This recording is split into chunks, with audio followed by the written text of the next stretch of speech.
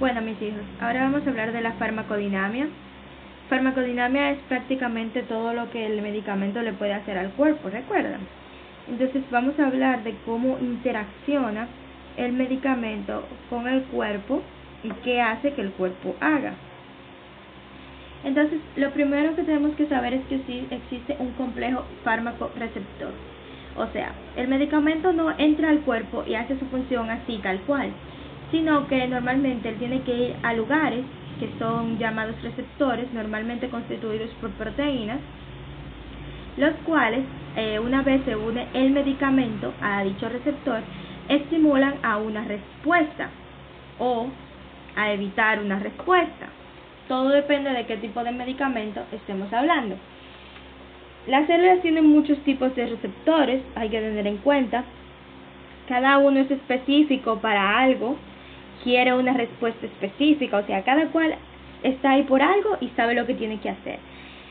Hay, por ejemplo, los pulmones que tienen dos tipos de receptores, tienen receptores beta 2 adrenérgicos y tienen receptores M3 muscarínicos. Vamos a poner un ejemplo, vamos a hacer un pequeño esquema. Vamos a dibujar un pulmón, ¿verdad que sí? La tráquea. Entonces vamos a dibujar un pulmón rojo. Yo soy malísima dibujando pulmones, sépanlo desde ahora. Y un pulmón azul. Más adelante, cuando estemos hablando del sistema nervioso autónomo, vamos a ver por qué esta elección de colores. Entonces, tenemos receptores beta adrenérgicos, en este caso beta 2, y receptores muscarínicos, que son del sistema nervioso parasimpático. Estos son, en este caso, los M3. Ellos hacen acciones iguales y opuestas en lo que es los pulmones. Los beta 2 causan broncodilatación. Abren los bronquios para que tú puedas respirar mejor, para que entre más aire, para que haya mayor intercambio gaseoso. Mientras que los M3 causan mayor broncoconstricción, lo cierran y también lo llenan de moco. Entonces, esto es importante para tú hacer la dinámica del cuerpo. Pasa algo así también con el corazón. Vamos a dibujar un corazón. Muy bonito mi corazón. Receptores M2, receptores beta 1. Fíjense que hay diferentes tipos de receptores en diferentes lugares. Tienen que saberse dónde están esos receptores. Entonces, en este caso tenemos el control de la dinámica del corazón, que por un lado los beta 1 aumentan la frecuencia cardíaca y la contractilidad cardíaca, y por otro lado los M2 disminuyen la frecuencia cardíaca. Entonces, eso es muy importante tenerlo en cuenta todo el tiempo. Los estados de los receptores. Existen al menos dos estados. El receptor puede estar activo o puede estar inactivo. Entonces, esto es un equilibrio y puede ser reversible. Por lo general, están inactivos hasta que son estimulados. La unión de un agonista hace que cambie de inactivo a activo. De inactivo a activo. Y produce un efecto biológico. Los antagonistas, por otro lado, no... ¿Cómo les explico? Los antagonistas se unen al receptor, pero lo que hacen normalmente es evitar que tú vayas al activo. ¿Me entienden? No, generalmente ellos no te regresan de activo a inactivo, sino que evitan que tú vayas a la activación en sí. Sin embargo, hay otros que son los agonistas parciales. Un agonista parcial, vamos a ver más adelante la explicación bien de lo que es, cambia el equilibrio de inactivo a activo, pero con menos fuerza. Es decir, aunque active todos los receptores, no va a tener la misma capacidad que tiene un agonista total. Vamos a ver mucho más de eso adelante cuando estemos explicando los tipos de agonistas y antagonistas. Hay que saber que hay diferentes tipos de receptores y que cada uno hace algo en específico. El primer tipo de receptor que vamos a ver son los receptores de canales iónicos. Canales iónicos.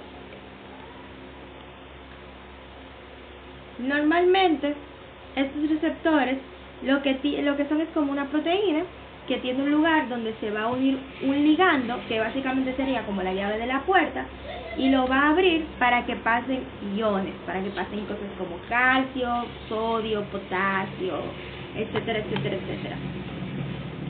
Estos tienen una porción extracelular, que son la compuerta para el ligando con el sitio de unión. Vamos a dibujar la bicapa lipídica. Esta es la bicapa. Ven que tiene 2 rayas, pues es una bicapa. Y vamos a dibujar el canal. Entonces el canal, aquí por ejemplo, tiene un sitio de unión para un ligando, para que algo se una aquí, permita que este se abra. Normalmente se abre solo por unos segundos, y así los iones puedan pasar de la parte extracelular a la parte intracelular según sea conveniente o según lo disponga el ligando. Otro que tenemos es transmembrana acoplado a proteína G. Esto es muy importante porque estamos hablando de 3 tipos principales de receptores: GQ, GS, GI. Entonces, el chiste es que tenemos, por ejemplo, nuestra bicapa fosfolipídica. También tiene una porción extracelular, una porción afuera, pero tiene también una porción intracelular, que es donde está nuestra proteína G. Entonces, se une aquí afuera el ligando y la activa, y activa una proteína G que a la vez activa toda una secuencia de enzimas y de cascadas.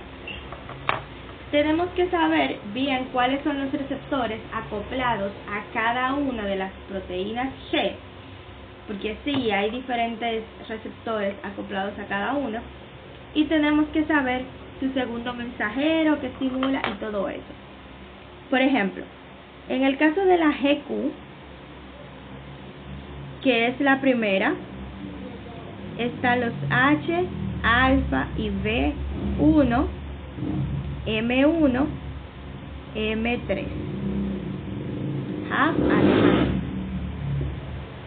Entonces, estos lo que hacen es estimular a la GQ para que a su vez la GQ estimule a la fosfolipasa C.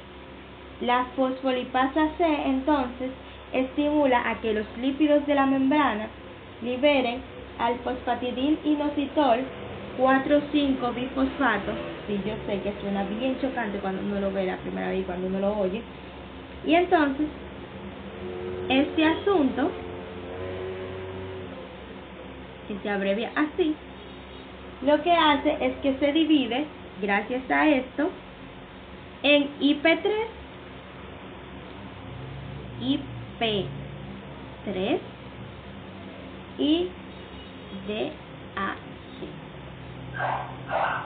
El IP3 es el inositol trifosfato. Es el más importante de los dos porque es el que se considera el segundo mensajero. Entonces, ellos estimulan al aumento de calcio en diferentes células. Sigamos. Tenemos, por ejemplo, también la GS y la GI. I de inhibidora, inhibidora, S de estimulante. Ya van a entender por qué se lo digo así. Lo que pasa es que ambas actúan sobre una enzima que se llama adenil ciclasa. Y como su nombre lo indica, lo que ella hace es ciclar. Entonces ella transforma al ATP en AMP cíclico. El AMP cíclico es el segundo mensajero de esta cascada. Entonces, ¿qué pasa con esto? Esta enzima es estimulada por estos receptores e inhibida por estos receptores, o sea, por esta proteína G. Los receptores acoplados a esta proteína G son muscarínico 2, alfa 2, dopamina 2. Y todos los otros receptores que no están con la proteína GQ ni con la proteína GI están con la GS. Por ejemplo, los beta-adrenérgicos del 1 al 3, histamina 2 y así sucesivamente, un grupete. Entonces, este es el segundo tipo de proteína, de receptor. El tercer tipo de receptor es aquel ligado a enzimas. Esta familia de receptores sufre cambios conformacionales cuando son activados por un ligando, es decir, cambian de forma cuando el ligando se une a ellos. Esto resulta en que tienen una mayor actividad enzimática intracelular, o sea, ya aquí estamos hablando dentro de la célula. Esta respuesta actúa entre minutos y horas, o sea, dura activado todo este tiempo, minutos a hora. Vean la diferencia, que la primera era milisegundos, el segundo ya puede durar más tiempo, la tercera puede durar de minutos a hora, y normalmente este tipo está relacionado con algo que se llama tirosina quinasa o tirosina sinasa. El tercer tipo de receptor es muy importante porque se relaciona con enzimas como son, por ejemplo, las insulinas o factores de crecimiento. El cuarto tipo de receptor son los receptores ya propiamente intracelulares. Los receptores propiamente intracelulares son aquellos que ellos van al núcleo y hacen cambios conformacionales al ADN o al ARN. Ellos pueden cambiar la transcripción total de proteínas. O sea, estamos hablando de que ellos cambian la célula desde dentro de su ser. Pero para tú llegar tan profundo en el corazón de la célula como es al núcleo, tienes que ser altamente lipofílico. Y usualmente esto se logra con lo que son las hormonas esteroideas, como las hormonas sexuales, como el cortisol, ¿entienden? Cosas así que sean muy lipofílicas. Con hormonas sexuales me refiero a estrógeno, progesterona, testosterona, etcétera.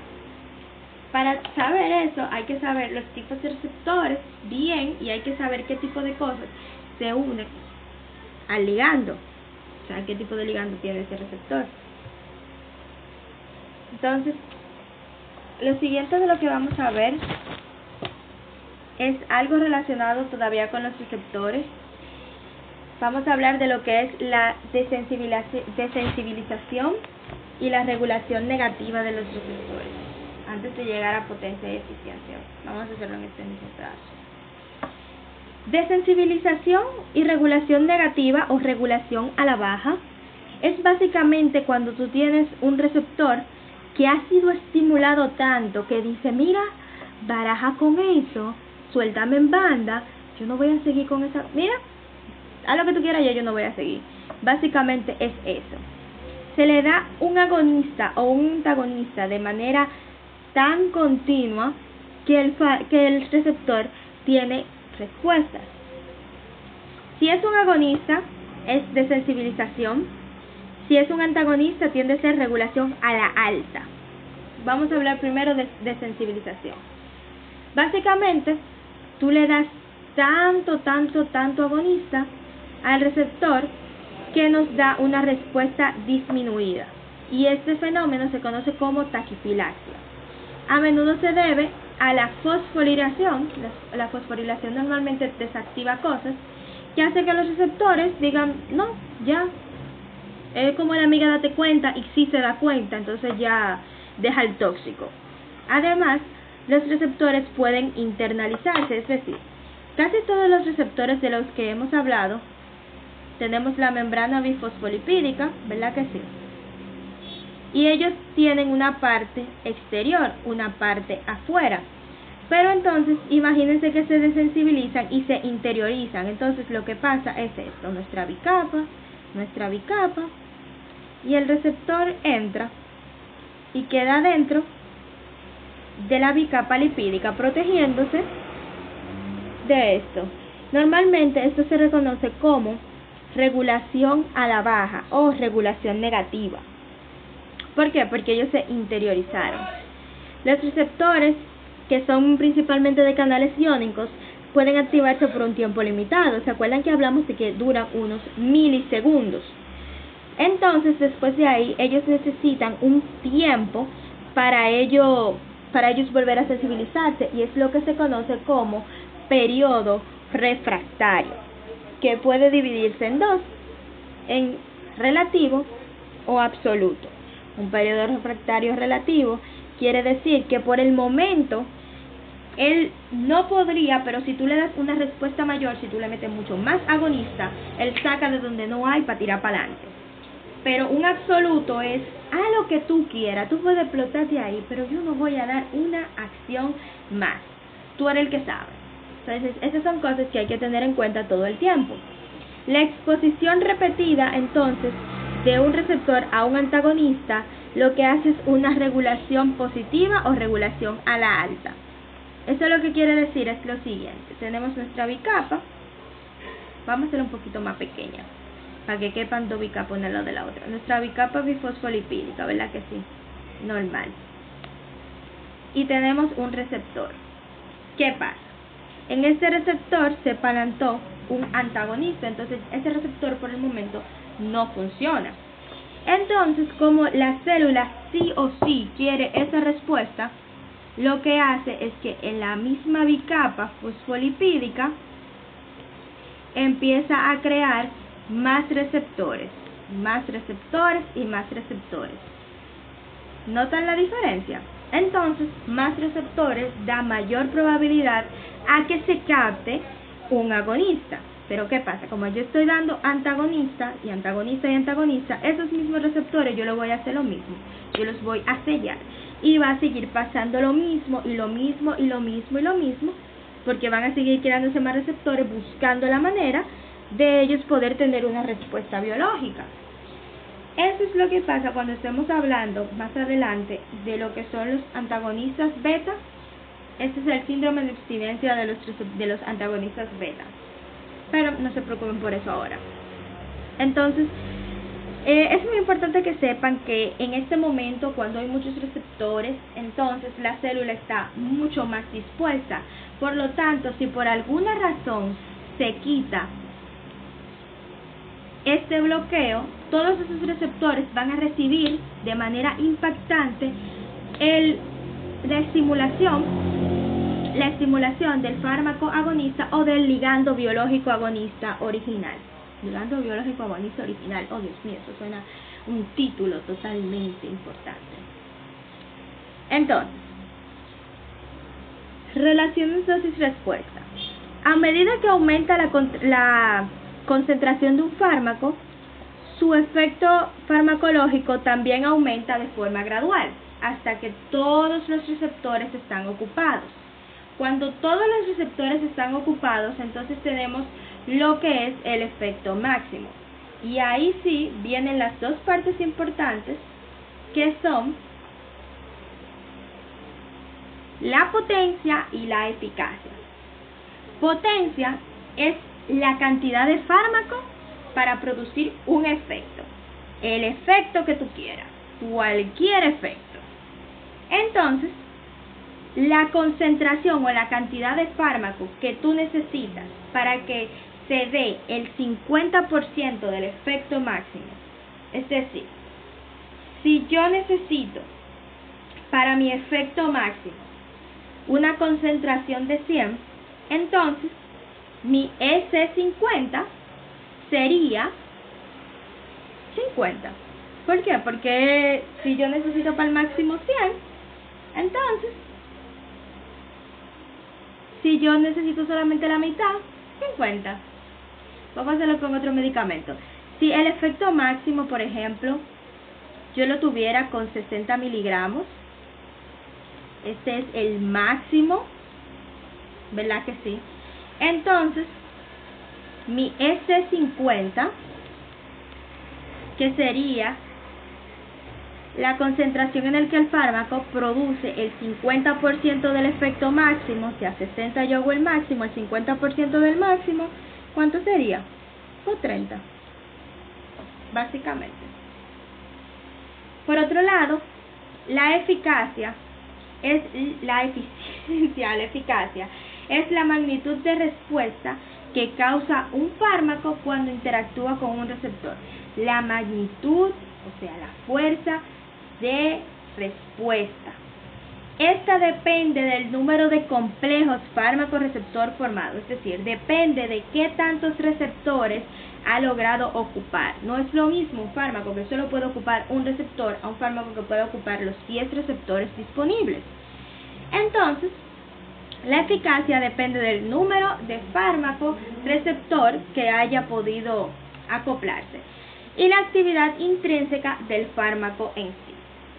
La eficacia máxima de un fármaco asume que el fármaco ocupa todos los receptores, es decir, para tú decir que alguien hizo todo lo que pudo hacer, tú tienes que ver que haya hecho realmente todo lo que podía hacer, es decir, para tú estar seguro de que ese fármaco dio todo lo que tenía en ese tratamiento, tú tienes que asegurarte de que primero haya ocupado absolutamente todos los receptores. Entonces, en ese momento, cuando ya haya ocupado todos los receptores, no hay forma de que ese fármaco dé una respuesta ante mayor concentración. Por ejemplo, vamos a decir que este fármaco X ocupa, yo le doy 10 miligramos. Con 10 miligramos, vamos a poner 10 receptores. 1, 2, 3, 4, 5, 6, 7, 8, 9, 10 receptores. Entonces, nuestro fármaco X, que lo vamos a poner azul, solo me ocupó 1. Yo no puedo decir que él está en su eficacia máxima. Yo no puedo decir que él está haciendo toda la acción farmacológica que él puede hacer, que ese es el mayor resultado que él puede hacer. ¿Por qué? Porque él solamente me está ocupando un receptor. Igual si yo le pongo 20 miligramos o le pongo 30, el fármaco ocupe otros receptores y tenga una respuesta mayor. Pero ¿qué pasa? Vamos a decir que ahora en vez de 20 o 30 no sé qué, yo le puse 100 y ocupó absolutamente todos los receptores.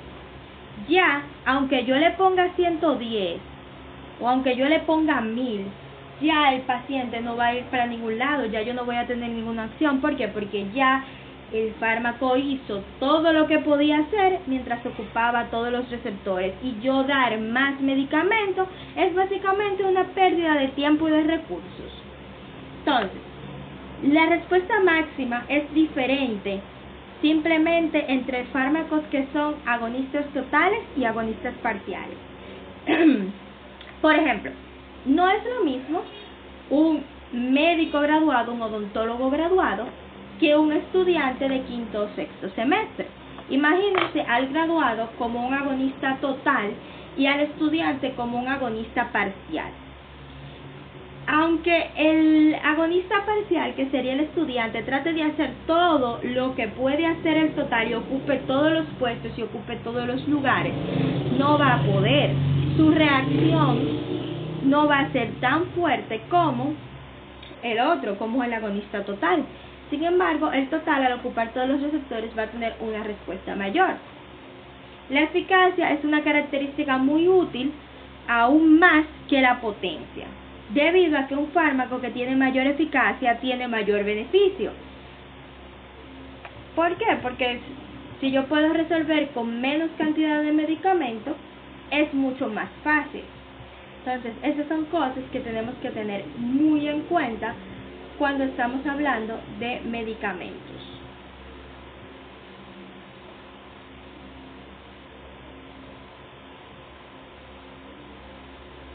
Vamos entonces a hablar de la actividad intrínseca de los fármacos, lo que hacen los fármacos en sí y los tipos de agonistas y antagonistas.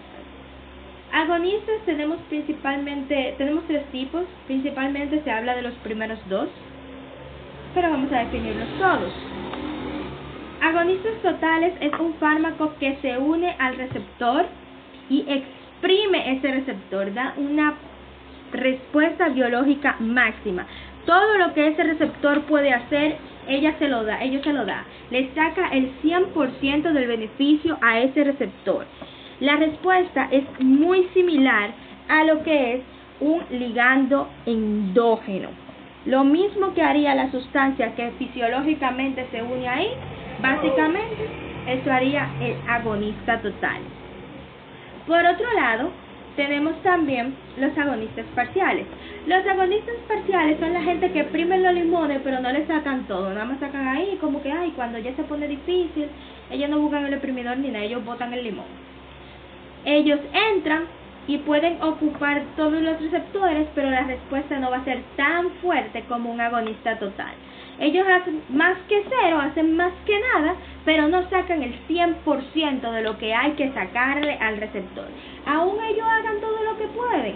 Hay gente así que tú necesitas que lleguen a un objetivo, pero ellos no pueden y aún hagan todo lo que está a su alcance, no se puede. Traten de no ser así, hagan siempre todo lo que usted pueda y un poquito más. Finalmente tenemos los agonistas inversos. Los agonistas inversos, a diferencia de los totales, estos lo que hacen es que cogen a un receptor que está activado y lo inactivan. Hay otra pequeña clasificación que ustedes van a ver más adelante, que pueden ser los agonistas directos e indirectos. El directo es aquel que va directamente al receptor y lo estimula. Y el indirecto es aquel que lo que hace es que aumenta la cantidad de ligando endógeno, ya sea produciendo más o evitando que se elimine, y permite que ese ligando tenga mayor oportunidad de estimular un receptor. Vamos a hablar mucho mejor de eso más adelante. Por otro lado tenemos los antagonistas. Estos se unen a un receptor con una alta afinidad, pero poseen cero actividad intrínseca, lo que hace es que básicamente el receptor no sea estimulado. Hay diferentes tipos de antagonistas. Tenemos los competitivos, que también se consideran reversibles. Competitivo es aquel fármaco que se une en el mismo lugar que el agonista y que puede ser reemplazado, puede ser desplazado, por eso se considera reversible. Es decir, tenemos nuestro receptor, ya no vamos a dibujar la membrana, que para qué, y tenemos nuestro antagonista, que será rojo, ocupando el receptor. ¿Qué pasa? ¿Recuerdan ahorita que hablábamos que la célula quiere esa respuesta y si ella tiene que sintetizar más receptores, los va a sintetizar, pero la respuesta ya hay que buscársela? Pues en este caso, en vez de ser una respuesta por parte de la célula, es una respuesta por parte del exterior, que lo que hace es que manda más agonistas y más agonistas y más agonistas hasta que uno de los agonistas desplace al receptor y desplace al antagonista y ocupe el receptor. Esto es, por ejemplo, imagínense que ustedes necesitan pasar por una puerta para entrar a un lugar seguro en medio de un tiroteo. Ustedes necesitan entrar a un edificio para protegerse en medio de un tiroteo. Entonces, hay una persona parada en la misma puerta que no deja que nadie pase. No, que usted no va a entrar, que no sé qué, bla, bla, bla. Como ese motor. Entonces, empiezan a llegar personas, pero quítate de la puerta, déjanos pasar, que lo otro. Y uno y dos tal vez no puedan, pero una vez se junten una cierta cantidad de personas, pueden empujarlo y retirarlo de la puerta. Vamos a retirarlo por partes. ¿Entienden? Entonces, todos van a poder entrar y van a poder estimular el receptor. Están, por otro lado, los receptores no competitivos, los antagonistas no competitivos o antagonistas irreversibles. Los antagonistas irreversibles son los que ellos están, se sientan en el receptor, se quedan como si estuvieran pegados de ellos y a lo que tú quieres, júntense todo lo que sean, que a mí no me va a quitar nadie de aquí. Que a mí no me va a quitar nadie y se acabó. Básicamente es eso. Están también los antagonistas alostéricos. Los alostéricos también se consideran no competitivos porque ellos ni siquiera van al mismo receptor. Ellos van a otro lugar, ¿verdad que sí? Se unen a un sitio alostérico, que significa a un sitio alejado, a un sitio distinto, y previenen la actividad del receptor por el agonista. Es decir, ellos van a un receptor diferente, a un sitio diferente, se unen ahí y evitan que el agonista vaya al receptor original y lo estimule. Finalmente tenemos el antagonismo funcional o fisiológico. Un antagonista puede actuar en un receptor completamente separado, una vaina que nada que ver, eso es otro sitio, y iniciar efectos que son funcionalmente opuestos a los de un agonista.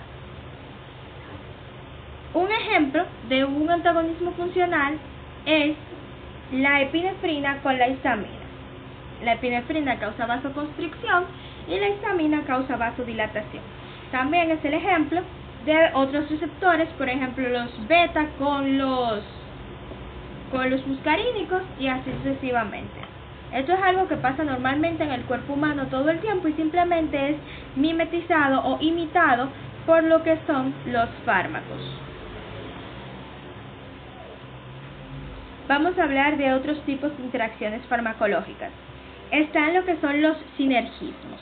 Los sinergismos es básicamente cuando dos fármacos trabajan en equipo apoyándose mutuamente. El sinergismo de suma es cuando el efecto producido al final es igual a la suma de los efectos individuales.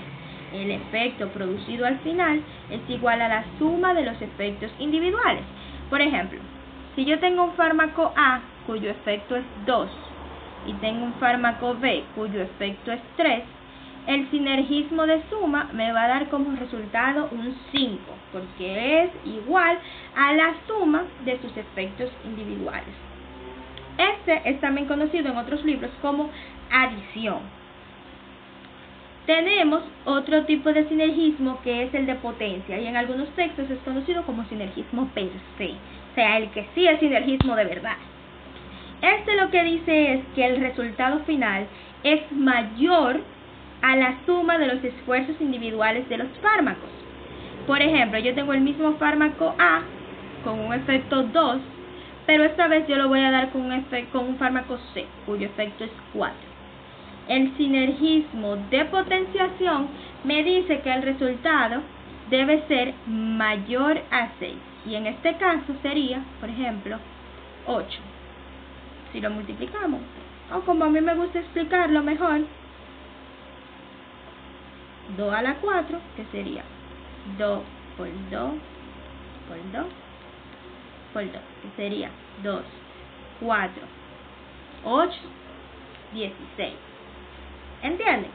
Se potenció, subió, es mucho mayor a la suma de los efectos individuales. Vamos a explicarlo de nuevo. Un sinergismo de potenciación es aquel donde el resultado final es mayor a la suma de los efectos individuales. En este caso, los efectos individuales sumados dan 6. Pero si yo potencio un fármaco con otro, voilà. Entonces, otro tipo de interacción que tenemos es la permisividad. Permisividad significa yo voy y sensibilizo al receptor para que te acepte. Es como a veces cuando los adolescentes quieren, tú sabes, empezar una relación con una persona, pero no pueden, todo el mundo hace eso, los adultos también, pero no pueden como llegarle a esa persona, le dicen a un amigo en común, fulano, ve y háblale bien a fulana sobre mí, por favor, porque ella me gusta mucho, sabes que yo soy un muchacho bueno y serio y no sé qué, y porque sí o porque no, la otra persona decide hacerte el favor y va y le dice, mira fulana, tú no has considerado salir con fulano, fulano es un muchacho bueno, trabajador, estudioso, mira, él es un muy buen partido, su familia es buena, él es muy serio, no sé qué, ¿verdad? Y fulana, de tanto que oye hablar de ti, al final acepta tener una salida contigo. Un ejemplo fisiológico de esto es el cortisol. el cortisol va con los receptores adrenérgicos y ayuda a las catecolaminas a estimularlos más fácilmente. O sea, el cortisol va al receptor, le dice, mira, que no sé qué, tú deberías dejarte estimular por la epinefrina, por la norepinefrina, ¿qué tú piensas? Y el receptor como que, ok, está bien. Y cuando la epinefrina va, la respuesta es mucho mayor y es más fácil de dar. Y la última es la taquifilaxia, que ya hablamos sobre ella. Ya hablamos que es cuando tú has dado tanto agonista que los receptores se internalizan. Y no hay forma de que tú, por más fármaco que metas, vuelvas a tener una respuesta. La taquifilaxia debe diferenciarse siempre de la tolerancia. ¿Por qué? Porque en la tolerancia, si tú introduces mayor cantidad de fármaco de la que la persona ya está acostumbrado, entonces tú vas a tener un efecto. Esto pasa mucho con lo que son, por ejemplo, los adictos a narcóticos, a fármacos, a opioides, por ejemplo, dígase la heroína. Ellos empiezan con una cantidad pequeña, pero cada vez necesitan más. ¿Por qué? Porque desarrollan tolerancia. Entonces, el receptor, que está ya un poco desensibilizado, necesita un choque mayor para poder tener una respuesta farmacológica. Y dependencia, que básicamente es la adicción al fármaco. Entonces, esto sería todo por hoy. Esto sería todo por esta clase y lo siguiente que hablaríamos sería el sistema nervioso autónomo.